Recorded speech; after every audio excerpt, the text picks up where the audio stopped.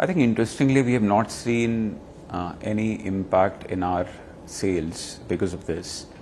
There is, of course, some short-term impact that happens with labor shortage, fuel, so on and so forth, raw materials in certain places with certain sellers. The good news for us in our business is that we have a very large, diverse base of sellers. Second, I think the other good thing about a value business is that in difficult times, in inflationary times, even some of the premium shoppers actually seek value. So the addressable market eventually grows, which is good for our business. So eventually, for a seller like you who deals into the value sale, is not impacted due to the prices, even the market is growing for you.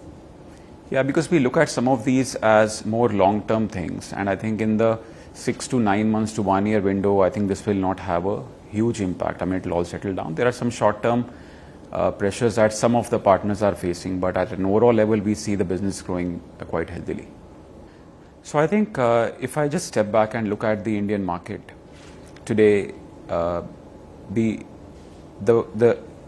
retail market, you could break it into two different extremes. On one side, you have premium brands being sold with consistent, predictable quality at higher prices. And then there's a very large market of ultra low prices, but highly inconsistent in quality. Right? Both markets have evolved over time in the Indian space.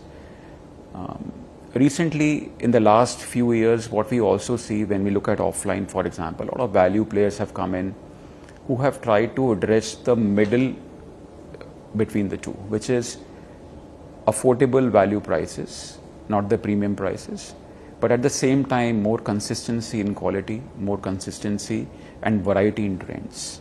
I think this we see as a very fast expanding market, where the customer, even though they seek value, they seek affordable items, they don't want to compromise on the variety, the trendiness and the consistency in quality that they get from their shopping. And this is the customer that not many online players have really focused on, which is what we decided to focus on and make it our sort of sole motto, our vision to go behind. And we are seeing some very good response. In the last 7 quarters, we have seen the business double for us.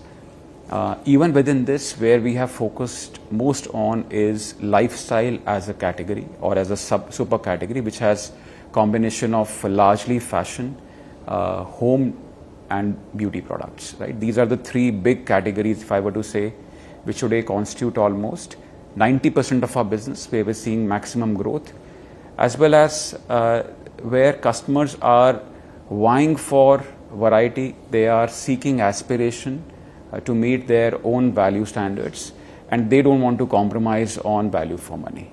Right? So that has been the reason for the shift for us. This space, if I were to give you numbers, I think till FY25, this was close to $25 billion USD market, $25 billion, and it's growing very fast. 200 million customers, then I think the customer base is also expanding. This number could be around 500 million odd customers in the next 5 years. And a lot of this growth, most of this growth is coming from outside metros.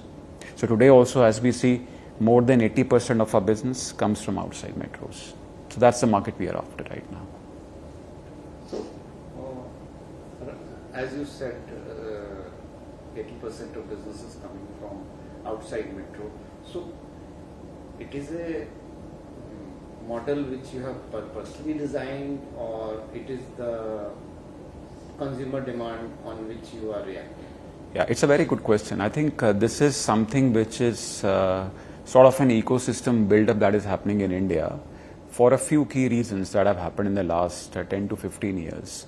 I think the one is just the unlocking of the digital payment ecosystem, and customers becoming a lot more comfortable paying online, with UPI actually being at the core of it, and therefore the ability to buy goods online. That's the one thing which didn't exist 10 years ago at the same level of scale.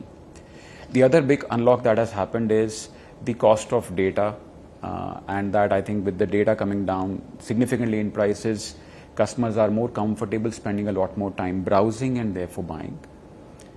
The third big unlock that we see is in the logistics network that has happened in this country, both with the infrastructure development, but also with the logistics players that have come in who have built large organized models to reach the nooks and corners of the country. And I think we as Snapdeal are an absolutely asset-light business model. We don't own logistics. We are able to outsource this to a variety of players depending on where the customer is, where the seller is, and what's the most cost-efficient way to reach the customer, which was hard to imagine again 10 to 15 years ago. So I think these three big unlocks have led the whole ecosystem push towards reaching customers much more easily. On the customer side, what has happened is the whole advent of social media and online platforms has created significant awareness amongst even the non-metro tier 3, tier 4 customers that their aspirations have also grown in proportion, right? So they know what is happening in a metro city, what is happening in a different part of the world, how the Korean fashion is trending, or how the fashion, in some of the big global events is happening, and what can I do with that, and can I access that at my value budget price. Now this aspiration has also created opportunity for the supply side to create those designs, those trends for the customers, and customer is therefore accepting them and buying for them, right? So that is the other big piece why customers' aspiration has also made this business a lot more exciting, and that focus on trends has become so much more critical.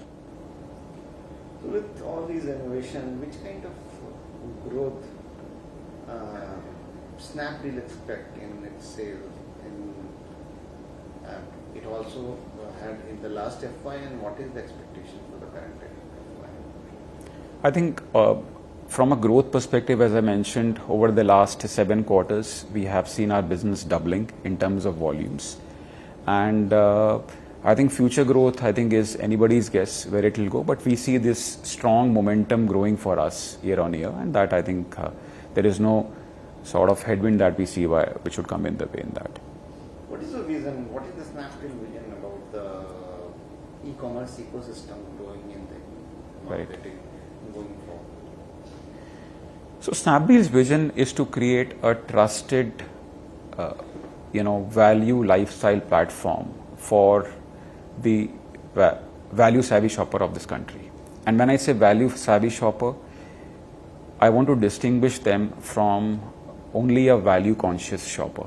A value savvy shopper is not just wanting to find products in their budget, but they also want to go for the best trends or the latest trends. They also want to go for the right variety of products, and they also want to use fashion as a means of raising their or fulfilling their aspiration in their lifestyle, right? So that is the kind of customer who's sitting not just in metros but also outside metros, someone who actually wants to showcase their style to the world, and they want a trusted platform which doesn't have the hassles of whether I will get my order in time, whether there will be any last minute handling charges or something. They want absolute transparent pricing, no delivery fee. That is our biggest proposition to a customer. And thirdly, I think they want very predictable returns and refunds process, because they are cash constrained at times, and they don't want platforms to sort of go in that zone of them waiting for their refunds and so on and so forth. So trust is extremely important. Trust in quality, trust in predictability of outcomes with the platform, and the fact that there is trust in the price that I pay. What I see is what I pay, right? These 3 elements of trust is what makes it very valuable for this customer as a proposition. This is our vision. This is the customer we are going behind. You have also filed DRHP.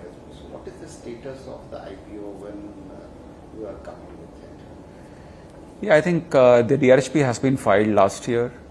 We are all in the process right now. Very difficult for me to comment on the exact status because of confidentiality at this stage. But I think it is in its usual phase, working with the regulators and the right stakeholders right now.